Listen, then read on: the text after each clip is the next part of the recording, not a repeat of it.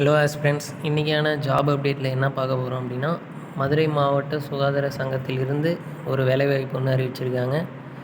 இதுக்கான அப்ளிகேஷன் பார்த்தீங்கன்னா, நீங்கள் ஆஃப்லைனில் தான் அப்ளை பண்ணுற மாதிரி இருக்கும். இதுக்கான வேக்கன்சி என்ன, என்ன மாதிரியான போஸ்ட் இருக்குது, இதுக்கான லாஸ்ட் டேட் என்ன, இதை பற்றியெல்லாம் ஒன் பை ஒன்னாக பின்னாடி டீட்டெயிலாக பார்க்கலாம். சரிங்களா? இதுதான் அந்த ஜாபுக்கான நோட்டிஃபிகேஷன். இதில் என்னென்ன எலிஜிபிலிட்டிஸ் எல்லாம் கொடுத்துருக்காங்க அப்படின்றது டீட்டெயிலாக பார்க்கலாம் வாங்க. இப்போது என்ன கொடுத்துருக்காங்க பாருங்கள். மாவட்ட நல்வாழ்வு சங்கம், அதாவது டிஸ்ட்ரிக்ட் ஹெல்த் சொசைட்டி மதுரை மாவட்டம், அங்கேருந்து தான் நோட்டிஃபிகேஷன் விட்டுருக்காங்க.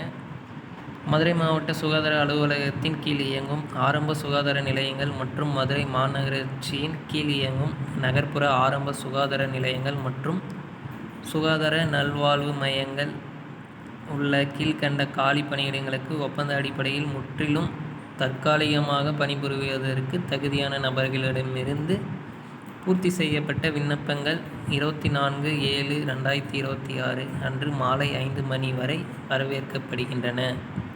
இதற்கு பின்னர் பெறப்படும் விண்ணப்பங்கள் ஏற்றுக்கொள்ள மாட்டாது எனவும் தெரிவித்துக் கொள்ளப்படுகிறது. அதாவது என்ன சொல்ல வராங்க அப்படின்னா, மதுரை மாவட்ட சுகாதார அலுவலகத்துக்கு கீழே இயங்கும் அந்த ஆரம்ப சுகாதார மையங்கள்லாம் இருக்கும்ல, அந்த இடத்துல தான் உங்களுக்கான போஸ்டிங் வேலையானது இருக்கும். இது பார்த்திங்கன்னா முற்றிலும் தற்காலிகமானது, அதாவது டெம்பரவரி தான், இது பர்மனெண்ட் இல்லை. இதுக்கான அப்ளிகேஷன் டேட்டுன்னு பார்த்திங்கன்னா, லாஸ்ட் அப்ளிகேஷன் டேட் என்ன சொல்லியிருக்காங்க பார்த்திங்கன்னா, 24/7/2026 அன்று மாலை 5 மணி வரை இதுக்குள்ளே உங்கள் அப்ளிகேஷன் அவங்களுக்கு போட்டு போய் ரீச் ஆச்சு அப்படின்னா எடுத்துப்பாங்க, அப்படி இல்லைன்னா ரிஜெக்ட் பண்ணிடுவாங்க. சரிங்களா? இப்போது என்னென்ன பதவி இருக்குது, அதுக்கான காலி பணியிடங்கள் எத்தனை, கல்வி தகுதி என்ன, அதுக்கான ஊதியம் என்ன, ஏஜ் என்ன அப்படிங்கிறத டீட்டெயிலாக கொடுத்துருக்காங்க. அப்படியே பாருங்கள். மெடிக்கல் ஆஃபீஸர் அப்படிங்கிற போஸ்ட்டுக்கு 3 காலி பணியிடம் வேகன்சி கொடுத்துருக்காங்க. இதுக்கான கல்வி தகுதி, அதாவது குவாலிஃபிகேஷன் பார்த்திங்கன்னா எம்பிபிஎஸ் முடிச்சிருக்கணும், எம்பிபிஎஸ் கம்ப்ளீட் பண்ணியிருக்கணும், அப்புறம் மெடிக்கல் கவுன்சிலில் ரிஜிஸ்டர் பண்ணியிருக்கணும். சரிங்களா? அதாவது நீங்கள் டிகிரி கம்ப்ளீட் பண்ணி தமிழ்நாடு மெடிக்கல் கவுன்சிலில் நீங்கள் உங்கள் நேம் ரிஜிஸ்டர் பண்ணியிருக்கணும். சரிங்களா?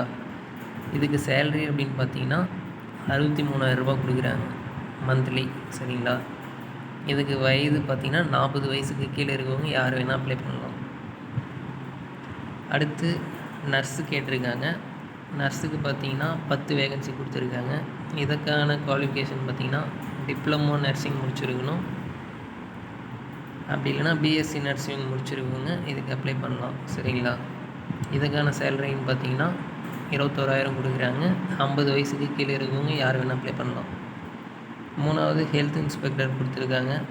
இதுக்கு பார்த்திங்கன்னா +2 பாஸ் பண்ணியிருக்கணும் வித் பயாலஜி, அப்படி இல்லைனா பாட்டனி அண்ட் ஜுவாலஜி இந்த சப்ஜெக்ட் எடுத்து படித்தவங்க. அடுத்து 10th நீங்கள் தமிழ் சப்ஜெக்டில் நீங்கள் பாஸ் பண்ணியிருக்கணும். சரிங்களா? 3வதாக பார்த்தீங்கன்னா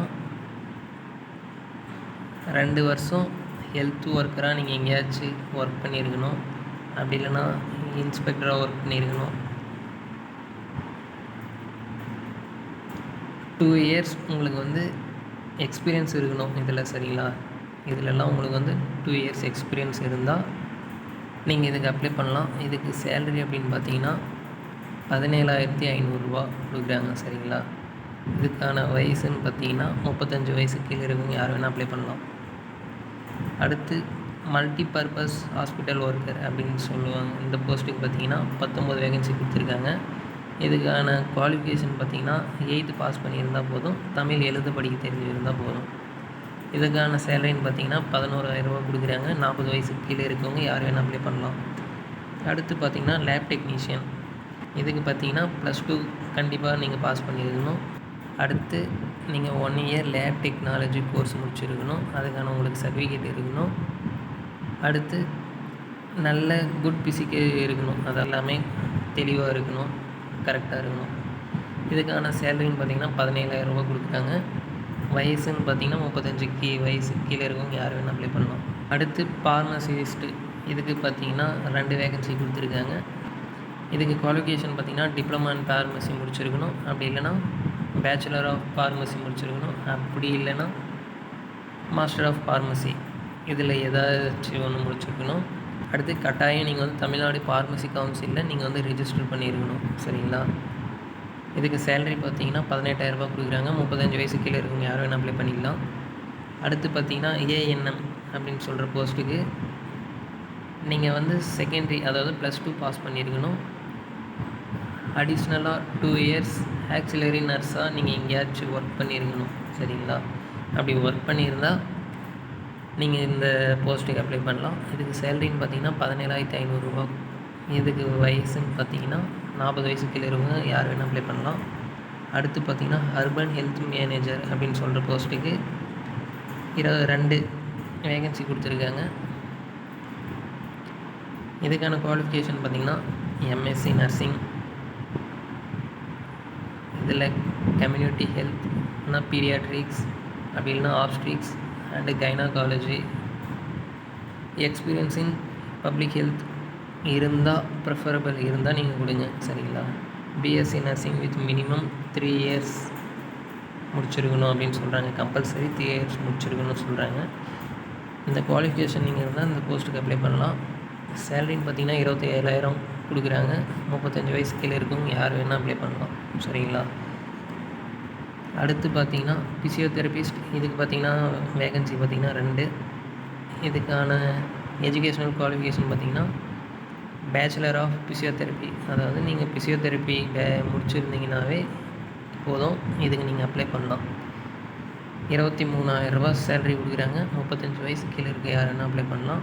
அடுத்து பார்த்திங்கன்னா டிரைவர் போஸ்ட்டுக்கு பார்த்திங்கன்னா ஒரே வேகன்சி தான் கொடுத்துருக்காங்க. இதுக்கான குவாலிஃபிகேஷன் பார்த்திங்கன்னா நீங்கள் வந்து ஹை ஸ்கூல் முடிச்சிருக்கணும், பர்மனெண்ட் டிரைவிங் லைசன்ஸ் வச்சுருக்கணும், ஹெவி மோட்டார் வெஹிக்கிள் லைசன்ஸ் வச்சுருக்கணும். சரிங்களா? ஹெவி லைசன்ஸ் வச்சுருக்கணும். சேலரி பார்த்திங்கன்னா 17,500 ரூபா. 40 வயசு கீழே இருக்க யார் வேணால் அப்ளை பண்ணலாம். 11வது போஸ்ட்டு பார்த்திங்கன்னா அக்கௌண்ட் அசிஸ்டண்ட் அப்படின்னு சொல்லி கொடுத்துருக்காங்க. இதுக்கு பார்த்திங்கன்னா ஒரே வேக்கன்சி. இதுக்கான குவாலிஃபிகேஷன் பார்த்திங்கன்னா பிகாம் வித் டேலி முடிச்சிருக்கவங்க இதுக்கு அப்ளை பண்ணலாம். சேலரின்னு பார்த்திங்கன்னா 19,000 கொடுக்குறாங்க. இதுக்கான வயசு பார்த்திங்கன்னா 35 வயசு கீழே இருக்க யார் வேணால் அப்ளை பண்ணலாம். சரிங்களா? இப்போது அப்படியே கீழே பாருங்கள், ஒரு சில கண்டிஷன் எல்லாம் கொடுத்துருக்காங்க, நிபந்தனைகள் என்னென்னன்றதை பார்த்துருங்க. இந்த பதவிகள் முற்றிலும் தற்காலிகமானது, அதாவது டெம்பரவரி போஸ்ட்டு தான். சரிங்களா? இது எந்த ஒரு காலத்திலும் பணி நிரந்தரம் செய்ய மாட்டாது. இது வந்து எந்த ஒரு சுச்சுவேஷன்லையுமே இது வந்து பர்மனெண்ட்டாக ஆக மாட்டாங்க. சரிங்களா? இது வந்து முழுக்க டெம்பரவரி தான். பணியில் சேருவதற்காக சுய விருப்பம் ஒப்புதல் கடிதம் அண்டர்டேக்கிங் அளிக்க வேண்டும். சரிங்களா? அதாவது நான் ஒத்துக்கிட்டு எனக்கு ஓகே, அதனால தான் நான் வரேன் அப்படின்னு சொல்லிட்டு ஒரு சுய விருப்பம் சான்றிதழ் சொல்லுவாங்க, கடிதம். அதை வந்து நீங்கள் அவங்கக்கிட்ட சப்மிட் பண்ணணும். சரிங்களா? இதுக்கான அப்ளிகேஷன் பார்த்தீங்கன்னா நீங்கள் நேரில் போய் கொடுக்கலாம், அப்படி இல்லைன்னா நீங்கள் வந்து போஸ்ட் ஆஃபீஸ் மூலமாக நீங்கள் சப்மிட் பண்ணலாம். சரிங்களா? நீங்கள் வந்து அப்ளிகேஷனோட சப்மிட் பண்ணும்போது அது கூட என்னென்ன அட்டாச் பண்ணணும் அப்படின்னா பிறப்பு சான்று, அதாவது பர்த் சர்டிஃபிகேட், மதிப்பெண் பட்டியல்கள், 10th முடிச்சிருந்தா 10th, +2 முடிச்சிருந்தா +2, டிகிரி வரைக்கும் முடிச்சிருந்தீங்கன்னா இந்த 3 சர்டிஃபிகேட்ஸும் ஒரு ஜெராக்ஸ் காப்பி. சரிங்களா? அடுத்து டிசி மாற்றுச் சான்றிதழ், கம்யூனிட்டி சர்டிஃபிகேட், அடுத்து ரெசிடென்ஸ் சர்டிஃபிகேட்னு சொல்லுவாங்க, நேட்டிவிட்டி அப்படின்னு சொல்லுவாங்க, இருப்பிடச் சான்று, முன் அனுபவ சான்று ஏதாச்சும் இருந்தால் அட்டாச் பண்ணுங்கள், இல்லைனா வேணாம். இதெல்லாம் ஒரு ஜெராக்ஸ் காப்பி எடுத்து நீங்கள் அப்ளிகேஷனோட அட்டாச் பண்ணி அவங்களுக்கு போஸ்ட் மூலிமா நீங்கள் சென்ட் பண்ணணும். சரிங்களா? இங்கே கீழே கொடுத்துருக்கேன் இந்த அட்ரஸ்க்கு நீங்கள் போஸ்ட் மூலமாக அவங்களுக்கு அப்ளிகேஷன் சென்ட் பண்ணணும். சரிங்களா?